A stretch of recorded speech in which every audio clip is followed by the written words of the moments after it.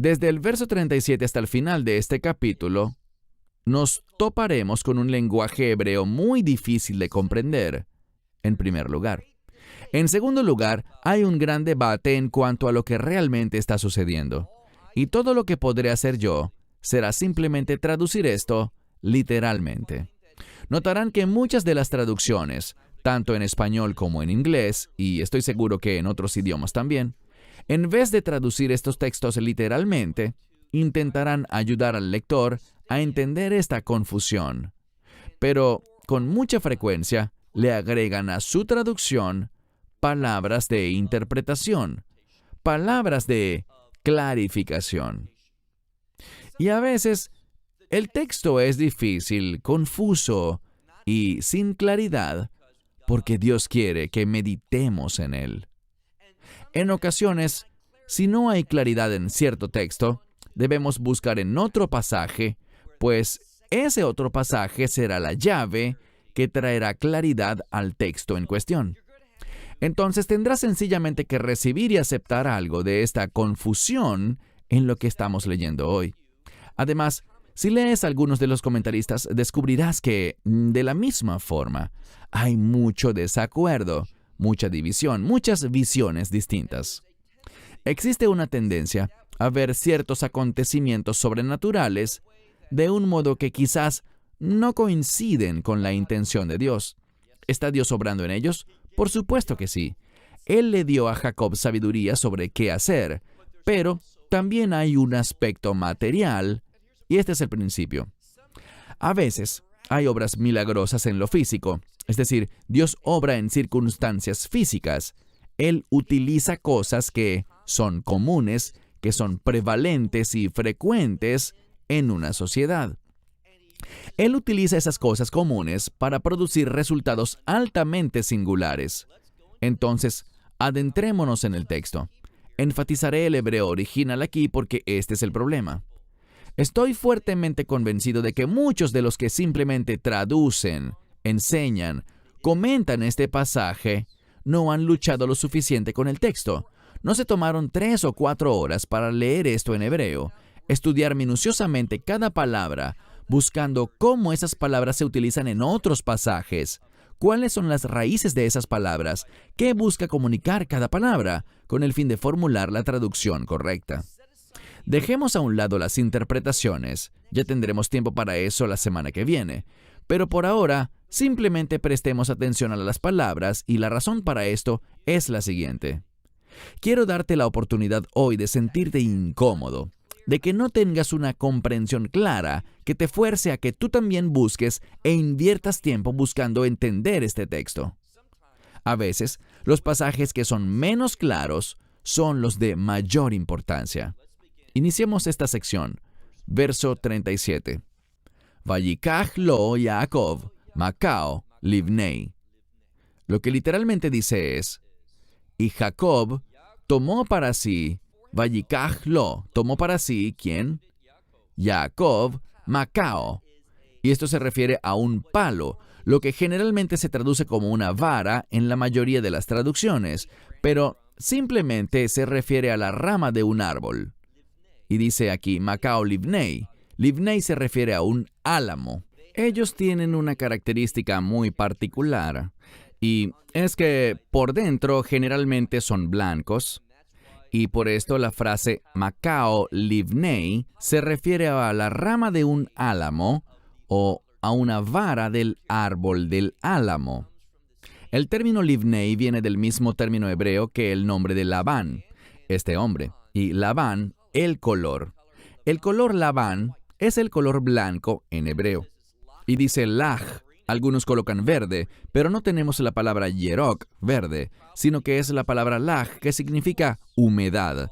Y probablemente debido a que el árbol estaba húmedo a la vez, estaría verde, es decir, lleno de vida, evidentemente vivo. Y de avellano y de castaño. ¿Y qué hizo él? Vai, fatzil, dajen, pitzalot, lebanot. La palabra que se deletrea pei, sade, lamet, significa separar.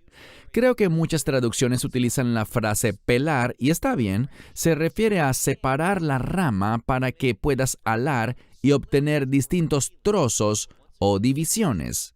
Una vez más, estamos hablando de Jacob haciendo todas estas cosas.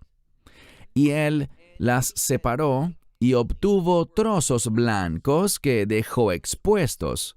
Trozos blancos que dejó expuestos. Y dice que eran pedazos de las ramas o de estas varas. Entonces él dividió estas ramas, las peló de modo que quedasen pedazos blancos expuestos. Ahora, esto luciría más o menos como si tuviéramos un tronco, el cual peláramos por todas partes. No estamos hablando de que la rama haya quedado como un palo afilado con el que podríamos pinchar y herir a alguien, sino que en cambio sería algo que debido a la madera que se usó y a este tipo de árboles como el álamo, el avellano y el castaño, su madera no es tan dura. Así que estamos hablando de algo que al pelarse quedaría suave y podrías frotar tu cuerpo con él y se sentiría agradable. Esto es importante porque hacia allá va la intención del texto. Avanzando, leamos el verso 38. Vayisek. Eso significa que él los presentó. La palabra aquí está relacionada con representar algo, pero en este caso lo traduciríamos como que él presentó estas varas ya peladas y las colocó ba rehitim vei shikatot hamaim. Al decir shikatot hamaim nos referimos a abrevaderos de agua, a los que los animales se acercaban para beber. Pero hay otra palabra aquí, rehitim, que en hebreo moderno significa mueble, pero aquí está hablando quizás de algo acanalado. Dentro del abrevadero habían surcos, y lo que él hizo fue tomar estas varas del árbol, estas ramas, las cuales había pelado, estas maderas suaves exponiendo sus partes blancas, ¿y qué hizo luego? Las metió allí de modo que cuando los animales vinieran a beber, se rozaran con estas varas en sus áreas inferiores. Quiero decir, debajo de sus pechos, debajo de sus cabezas, a lo largo del pecho y más abajo, hasta llegar a la parte trasera del animal. Es lo que dice aquí. ¿Por qué les doy ese detalle? Miren el verso 38 al final. Dice, cuando el rebaño venía a beber, los animales estarían delante, es decir, se encontrarían de frente a estas ramas, se verían frente a las varas peladas, y luego tenemos esta frase, Vayehamna, Beibo, an Lishdod, que significa cuando ellas... Y el término aquí es el término ham. Está en forma de verbo y significa calentar. Este término ham, bueno, en la actualidad lo utilizamos de una manera coloquial. En hebreo se dice, oh, esa es una persona ham, es decir, es una persona deseable, agradable. Ese término puede significar estimular, puede significar excitar, todos esos significados en hebreo. Se trata de alguien que está encendido en fuego, ardiendo en pasión. Esa es la idea que se usa aquí. Insisto, quizás no nos guste hablar de estos temas. A mí no me gusta hacerlo. No entraré en detalles, pero esto es a lo que el texto se está refiriendo, porque lo siguiente de lo que hablaremos es de apareamiento, concepción y de animales que nacerán, y todo esto sucederá debido a un proceso al que estamos aludiendo aquí, pero sobre el cual no vamos a entrar en mayores detalles. Pasemos ahora al verso 38. Cuando el rebaño, algunas Biblias colocan se apareaban, otras lo traducen como entraban en celo, gracias a estas varas, dice que ellas concebían, es decir, que se iniciaba un proceso en el que ellas se estimulaban y eso produciría que se aparearan, con el resultado final de que parían para su rebaño. Dice que parían animales rayados, manchados y moteados. Dice el verso 39 que tenían manchas o parches de color. Y a las ovejas separó Jacob y las colocó, esto es importante, él colocó el frente del rebaño hacia aquellos que eran rayados y frente a todos los marrones. Y dice que era frente a los rebaños de Labán, allí colocó a los rebaños por aparte.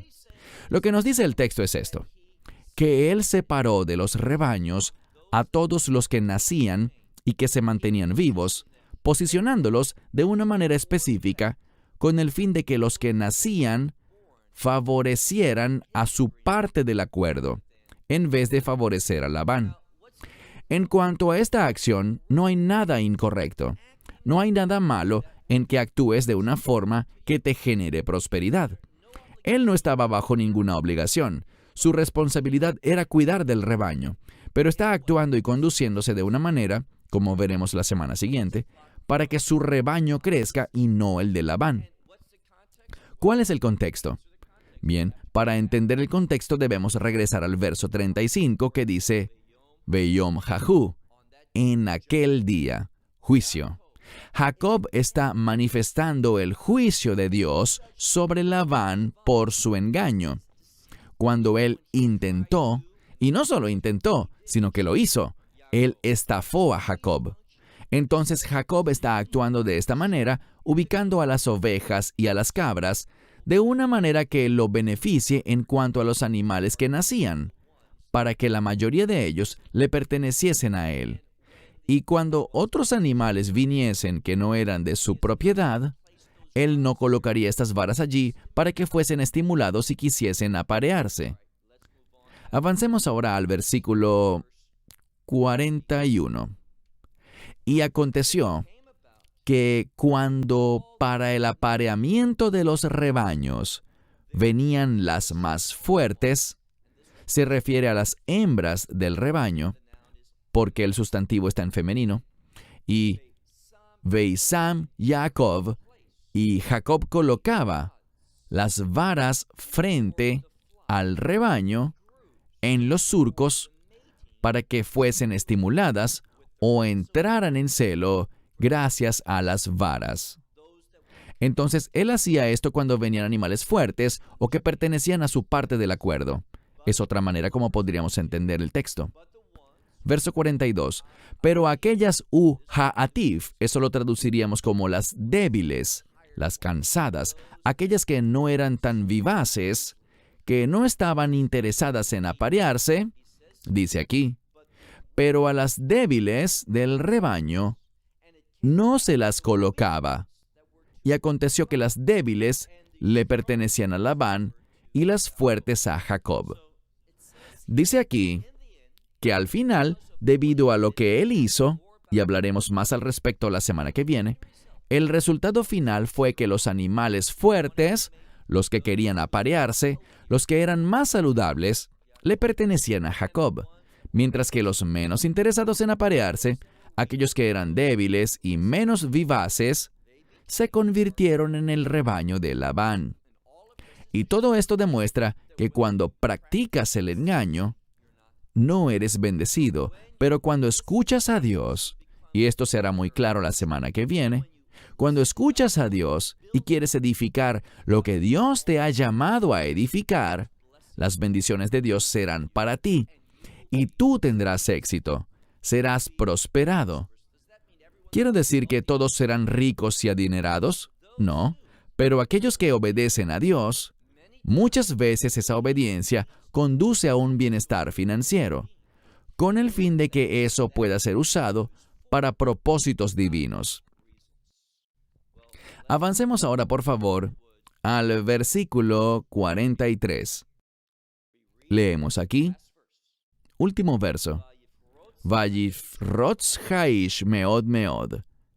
Lo que dice este texto es, el varón estalló, es decir, que hubo gran actividad en su vida, y luego vemos el término meod, meod.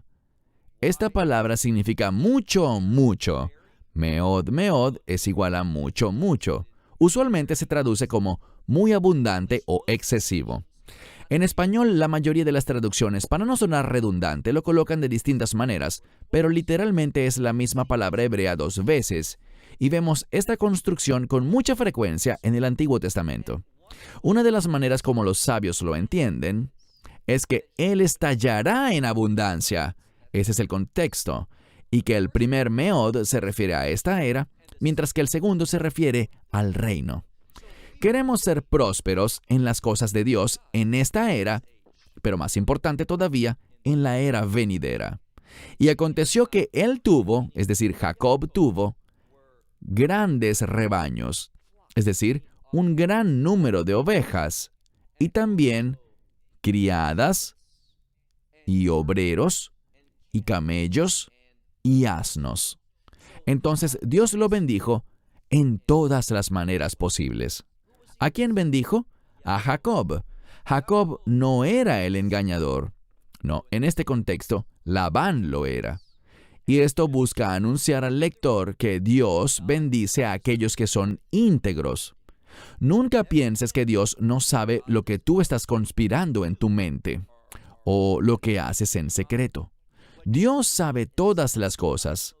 Debemos ser personas que son justas en conducta y que se comportan con integridad, porque Dios ama esa manera de vivir. Ella va de la mano con sus características y atributos. Y Dios obrará en todo lo que sea necesario para usarnos de una manera más poderosa. Cerramos con esto hasta la próxima semana. Shalom, desde Israel. Shalom from Israel.